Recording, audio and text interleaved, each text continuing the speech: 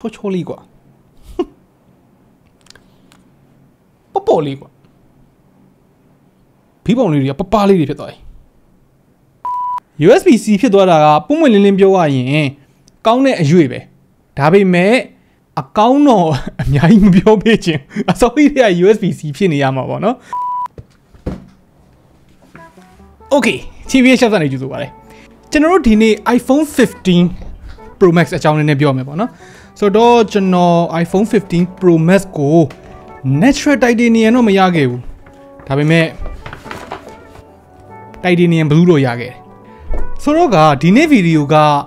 unboxing နဲ့ first impression video ပဲဖြစ်မယ်ပေါ့နော်ဆိုတော့ review ကတော့မဟုတ်သေးဘူး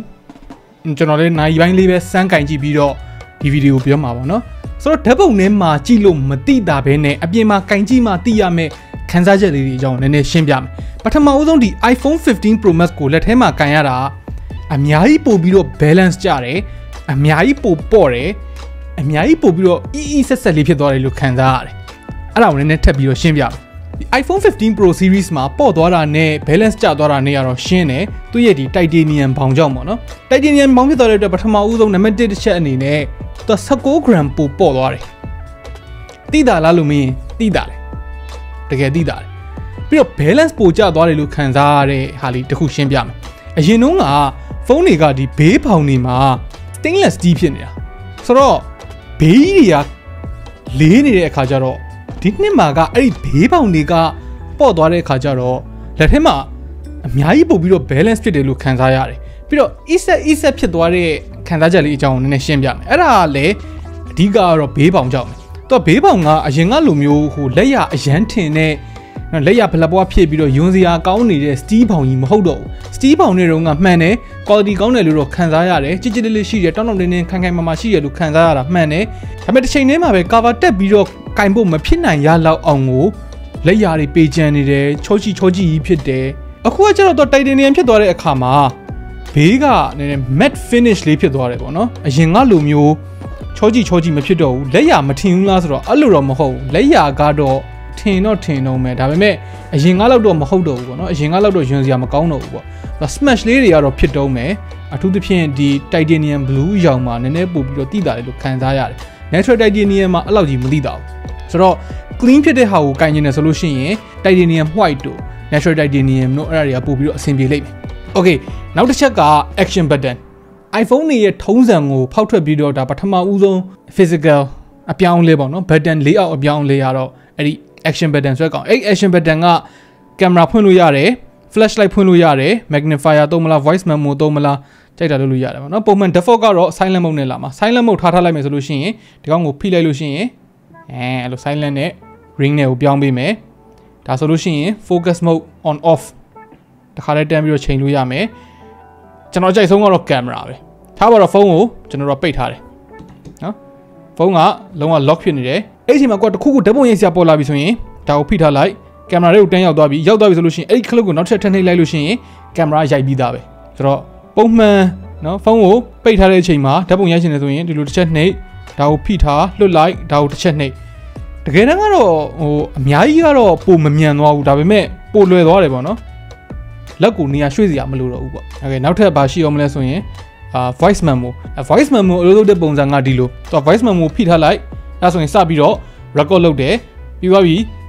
ကိုကရက်ချင်ပြီဆိုလို့ရှိရင်ထပ်ပြီးတော့ဖိထားလိုက်အဲဆိုရင်ပြီးသွားပြီပြီးတော့တခြားသော accessibility feature တွေသုံးနေတာပဲဖြစ်ဖြစ် magnifier သုံးနေတာပဲဖြစ်ဖြစ် shortcut သုံးနေတာပဲဖြစ်ဖြစ်အဲ shortcut သုံးတဲ့အကြောင်းကိုပြီးတော့မှကျွန်တော်တက်တက် video လေးတစ်ခုထပ်လုပ်ပေးမယ်ပေါ့နော်ဒီနေ့မှာတော့အဲ့ဒါကိုထည့်မပြောတော့ဘူးဒါက iOS နဲ့ပတ်သက်တဲ့ကိစ္စ iPhone အသစ်နဲ့မှာအရင်သက်ဆိုင်လာတာမဟုတ်ဘူး Okay ဆိုတော့အပြင်ပိုင်းမှာနောက်ထပ်ဘာပြောင်းသွားလဲဆိုတော့ USB-C ဖြစ်သွားတယ် USB-C ဖြစ်သွားတာကပုံမှန်လင်းလင်းပြောရရင်ကောင်းတဲ့အရွေပဲဒါပေမဲ့အကောင်းတော့အများကြီးမပြောပေးခြင်းအစောကြီးတွေက USB-C ဖြစ်နေရမှာပေါ့နော်အခုမှမတက်တာလို့သူတို့ပြောင်းလိုက်ရတဲ့သဘောပေါ့ USB-C ဖြစ်သွားတဲ့အခါမှာတိုးတက်လာရမယ့်အချက်တွေကကျွန်တော်တို့မျှော်လင့်ထားတဲ့အချက်တွေအများကြီးရှိတယ်ပေါ့နော်အရင်တုန်းကတော့ဒီ15 Pro Series မှာ Thunderbolt ဘာညာပါလာဖို့မျှော်လင့်တာပေါ့အခုက Thunderbolt တော့မဟုတ်ဘူး 10GB per second အထိတော့ရမယ်ပေါ့နော်ပြီးတော့နောက်တစ်ချက်မျှော်လင့်တာ USB-C နဲ့အတူတူcharging speed ပိုမြန်လာဖို့မျှော်လင့်တာ charging speed ကလည်းမြန်မလာဘူး20W ပဲဆိုတော့ဒါလေးကတော့တိတ်မမိုက် ဒါပေမဲ့ဘာပဲပြော Apple ecosystem ထဲမှာရှိနေတဲ့သူဆိုလို့ရှိရင် iPhone ရဲ့ iPad ရဲ့ MacBook ရဲ့ပြီးတော့တခြားသော accessory တွေရဲ့ကို USB-C နဲ့ပဲ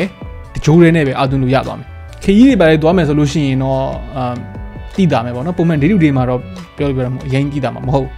ကိုရီးယားတော့ကောင်းတဲ့အရွေ့လို့ပြောတာပေါ့တကယ်တမ်းကပြန်စဉ်းစားကြည့်လိုက်လို့ရှိရင်lightning ကိုသုံးထားတဲ့ accessory တွေသုံးနေတဲ့သူပဲဖြစ်ကိုမှ lightning ကြိုးတွေအများကြီးဝယ်ထားနိုင်မယ်ဖြစ်ဒီနှစ်ကတော့အဲ့ဒါအလကားဖြစ်သွားတော့မှာပေါ့နော် Okay နောက်တစ်ချက်ပြောင်းလဲသွားတာကဘာရှိမလဲဆိုတော့သူ့ရဲ့ screen ကတကယ်တမ်းကဟို screen specification ပြောင်းသွားတာမဟုတ်ဘူး screen specification ကတော့ဒါပဲဒီ panel ပဲလို့တောင်ထင်တယ်brightness တွေပါလေလည်းအပြောင်းလဲမတွေ့ဘူး first look မှာတော့ပေါ့နော် resolution တွေပါလေလည်းအပြောင်းလဲမရှိဘူး size လည်းအပြောင်းလဲမရှိဘူးဒါပေမဲ့ဘောင်လေးတွေသေးသွားတယ်ဒီဘေးဘောင်တွေအပေါ်အောက်ဘောင်တွေသေးသွားတဲ့အခါကျတော့ဖုန်းကနည်းနည်းလေးပိုသေးသွားတယ်နည်းနည်းလေးပဲမသိတာဘူးဘေးချင်းရှင်ပြီးတော့ကင်ကြည့်မှာမဟုတ်ဘူးဆိုလို့ရှိရင်သိတာမှာမဟုတ်ဘူးဒါပေမဲ့လည်း screen to body ratio 2% လောက်ပိုများလာတာဒါကြိုဆိုရမှာပဲပေါ့နော် Okay နောက်တစ်ချက်ပြောင်းလဲသွားတာကတော့အထူးသဖြင့်15 Pro Max မှာအဓိကပြောင်းလဲသွားတာသူ့ရဲ့ telephoto camera သူ့ရဲ့ telephoto camera က 5x zoom အထိရတယ်ဆိုတော့ quality ကိုကျွန်တော်တို့အခုဒီမှာပြပေးထားတယ်14 Pro Max လေးနဲ့ကျွန်တော်ရှင်းပေးထားတယ်ဘယ်လောက်ကွာလဲဆိုတာကြည့်လို့ရတာပေါ့နော်တကယ်တမ်းကတော့ main camera နဲ့ ultra wide camera နဲ့ကအတူတူပဲဒါပေမဲ့17 Pro ရဲ့ processing power ကြောင့်နည်းနည်းလေးပိုကောင်းလာတယ်အထူးသဖြင့် HDR performance တွေမှာဆိုရင်သိတာတယ်ပေါ့နော်ဒါပေမဲ့ telephoto မှာကတော့အပြတ်အသက်ကို15 Pro Max ကအများကြီးကိုပိုမိုက်တယ်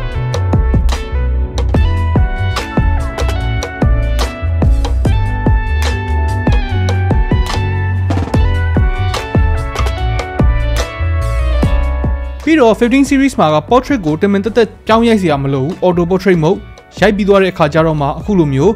အနောက်က bokeh ကိုပြန်ချိန်တာပဲဖြစ် focus ပြန်ချိန်တာပဲဖြစ်ကြိုက်တယ်လို့လုပ်လို့ရတယ်first look မှာဘလို့အနေထားမြင်လဲဆိုလို့ရှိရင်ကောင်းတယ်တိုးတက်လာတယ်ဒါပေမဲ့အရန်ကြီးတော့လေအားမရဘူးပြောရရင်ဗျာ S23 Ultra တို့ဘာတို့ရဲ့ zoom capability ကိုတော့မမီသေးဘူး Okay ဆိုတော့ battery အကြောင်းလေးကိုဆက်မယ် battery ကကျွန်တော် specification တွေလိုက်ကြည့်ရတဲ့လောက်ကသူ့ရဲ့ battery mAh က100 mAh လောက်တက်လာတယ်ပြီးတော့ A17 Pro က3 nanometer ဖြစ်သွားတဲ့အတွက်ပို့ပြီးတော့ efficient ဖြစ်ရမယ်ဒါပေမဲ့ battery life ကဒီတိုင်းပဲဒီတက်ဒီ14 Pro Max တုန်းကနဲ့အများကြီးကွာတယ်လို့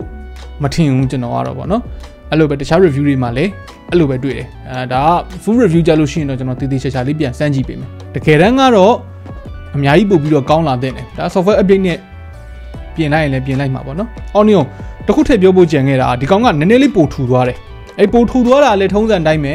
ဘေးချင်းရှင်မကင်ကြည့်ဘူးဆိုလို့ရှိရင်သိတာမှမဟုတ်ဘူးဒါ specification ကိုဖတ်မှာပဲသိတာမှာပေါ့နော်မပြောရင်သိမှာတော့မဟုတ်ဘူးပြောရရင်ဒီနှစ် iPhone တွေကအများကြီးတိုးတက်လာလားဆိုတော့ထုံးစံအတိုင်းပဲပေါ့နော် iPhone တွေရဲ့ထုံးစံအတိုင်းပဲ iPhone ကမဟုတ်ပါဘူး2023ခုနှစ် smartphone တွေရဲ့ထုံးစံအတိုင်းပဲ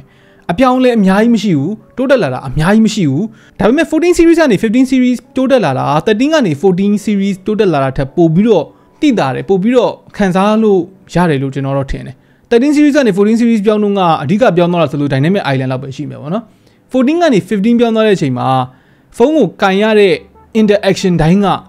အပြောင်းလဲဖြစ်သွားတယ် action button ကြောင့်ဒီဖုန်းကိုသုံးတဲ့ပုံစံလေးနည်းနည်းပြောင်းသွားမယ်အရင်ကထက်user experience လေးမှာနည်းနည်းလေးပို့ပြီးတော့ smooth ဖြစ်လာမယ်ပြီးတော့ကင်လို့လည်းကောင်းသွားတယ်သူများတွေကပြောကြလိမ့်မယ်titanium ဖြစ်တော့ဘာလို့ဘာထူးလို့လဲ cover တက်ကင်လို့ရှိရင်မြင်ရမှာမဟုတ်တာမှန်တော့မှန်တယ်ဒါပေမဲ့ပေါ့သွားတဲ့အခါကျတော့ cover တက်ကင်ဖို့အတွက်ပို့ပြီးတော့တင့်တော်တယ်လို့ကျွန်တော်မြင်တယ်မနှစ်တုန်းကကျွန်တော် iPhone 14 Pro Max ကိုမသုံးခဲ့ဘူး iPhone 14 Pro ပဲသုံးလိုက်တယ်ဘာဖြစ်လို့လဲဆိုတော့အဓိကအရန်လေးတယ်မခံစားနိုင်ဘူးအဲ့လောက်လေးတာကြီးကိုဆိုတော့ဒီနှစ်မှာ20 gram ပို့ပေါ့သွားတဲ့အတွက်ကျွန်တော်ဒီကောင်လေးကိုရွေးလိုက်တယ်ပေါ့နော်ဆိုတော့ cover တွေအကြောင်းပြောရင်းနဲ့ဒီနေ့ဗီဒီယိုရဲ့ sponsor လေးနဲ့ကျွန်တော်မိတ်ဆက်ပေးမယ်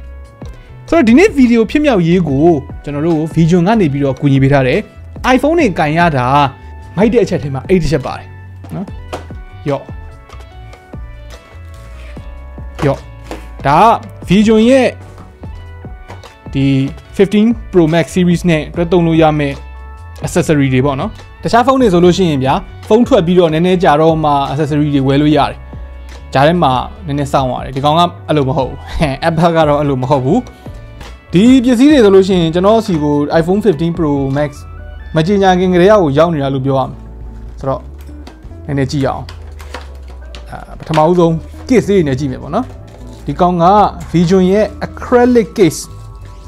clear acrylic case ဘေးကဒီလိုအပျော့လေးအနောက်ကအမားကိုယ့်ရဲ့ titanium အလှလေးကိုလည်းမပြတ်ချင်ဘူးမဆိုးပါဘူးမြင်တော့မြင်တာပါသေးတယ်ဒါပေမဲ့လက်ထဲမှာကန်ရတာကတော့တိုက်ဒီနေအရသာတော့ပျောက်သွားတာပေါ့နော်ဒါပေမဲ့လည်းအများကြီး protection ကောင်းတယ်ဒီဘေးတွေမှာဆိုလို့ရှိရင်ဒီကောင်အထူကြီးပဲ Vision logo လေးကဒီမှာတေးသေးလေးပဲပါမယ် Okay ကိုက MagSafe သုံးနေတယ်ဆိုလို့ရှိရင်ဒီမှာဒီလိုမျိုး MagSafe compatible case တွေလည်းရှိတယ်အနောက်မှာ magnet တစ်ခါလေးပါပြီးသားပဲပေါ့နော်ကျန်တဲ့ dimension တွေကတော့ခုနကောင်နဲ့အတူတူလောက်ပဲclear ကြီးတွေအရင်ဖြစ်နေတာကိုမကြိုက်ဘူးနည်းနည်းလေး flare လေးလိုချင်တယ်ဆိုလို့ရှိရင်ဒီလို case မျိုးလည်းရှိမယ်ဒီကောင်တော့ corner protection အများကြီးပိုပါသွားတာပါနော်ဒီဘေးဘောင်တွေမှာဆိုလို့ရှိရင်ဒီမှာ shock absorbing bumper လေးတွေပါမယ်တောင်းနေပါတယ်နဲ့ဒီလိုအဲ့လိုကြာလို့ရှိရင်အဆင်ပြေတယ်အနောက်မှာဒီ Vision တစိမ့်စာသားလေးပါမယ် screen protector အတွက်မှာ Formula Glass 3.0 clear ရမယ် privacy ရမယ်အကုန်ထွက်ပြီးသားဒီ Formula Glass 3.0 ရဲ့အဓိကအားသာချက်ကသူက 100% coverage ရမယ်တော့ edge to edge ပေါ့နော် drop resistant ကောင်းမယ် nano oil electroplating လုပ်ပေးထားတယ်ဆိုတော့ screen ကချွတ်ချွတ်မွေ့မွေ့လေးဖြစ်နေမယ်ပြီးတော့ USB-C ကျိုးလေးတွေအကြောင်းနည်းနည်းပြောမယ်ပေါ့နော်ဒီကောင်ဆိုလို့ရှိရင်ဒါ current cable quality လေးကတော်တော်မိုက်တယ် cable တိုင်းလေးပါမယ်braided cable အကျန်းခံမဲ့သဘောမှရှိတယ်ဒီကောင်ရဲ့အဓိကအချက်လေးကိုပြဒီကောင်ဘလောက်ဝက်နဲ့သွင်းနေလဲဆိုတဲ့ဟာလေးပြပေးတယ်ပေါ့နော်ဆိုတော့ဒီဂျိုးက100 watt အထိရမယ် iPhone နဲ့ game ဆော့တဲ့သူဆိုလို့ရှိရင် gaming cable လည်းရှိတယ် gaming cable ဆိုတာကတော့အဓိကဒီလိုပေါ့နော်လက်ကနေကင်လို့ကောင်းအဲ့ဒါဆိုရင်အားသွင်းနေရင်းနဲ့ဒီလိုလက်ကြီးထဲမှာနှောက်ရက်လာမှဖြစ်တော့ဘူးပေါ့နော်ဒီကောင်ဆိုပပလေးပဲအထဲကိုဒီလိုဖောက်မြင်ရတဲ့ transparent design လေးနဲ့လာတယ်ဒီကောင်လည်းအဲ့လိုပဲ braided cable ပဲဆိုတော့အသေးစိတ်ကိုကျွန်တော်တို့ description ထဲမှာVision ကို mention လေးလုပ်ပေးထားမယ်အဲ့ဒီမှာတွားကြည့်လိုက်လို့ရတယ်ဆိုတော့ဗျာကဲဒီဗီဒီယိုကိုအဆုံးသတ်ပြောရမယ်ဆိုလို့ရှိရင် iPhone ကတော့ iPhone ပဲအရင်တုန်းက iPhone အားသာခဲ့တဲ့နေရာတွေဒီနှစ်ပို့ပြီးတော့အဲ့အားသာချက်တွေကနည်းနည်းပို့ပြီးတော့မြင့်တက်လာတယ်အရင်တုန်းကရှိခဲ့တဲ့အားနည်းချက်တွေအထူးသဖြင့် fast charging 20 watt ထပ်ပို့မရတဲ့ကိစ္စတွေကအခုရှိနေတော့မယ်14 Pro Max ကင်နေတဲ့သူတွေ15 Pro Max ကင်တဲ့လားပြောင်းတဲ့လားအဲ့ဒါကတော့တက်ဗီဒီယိုတွေထည့်လုပ်ပေးမယ်โอเคဆိုတော့ခင်ဗျားတို့ဒီ iPhone 15 Pro Max နဲ့ပတ်သက်ပြီးတော့မေးခွန်းတွေရှိတယ်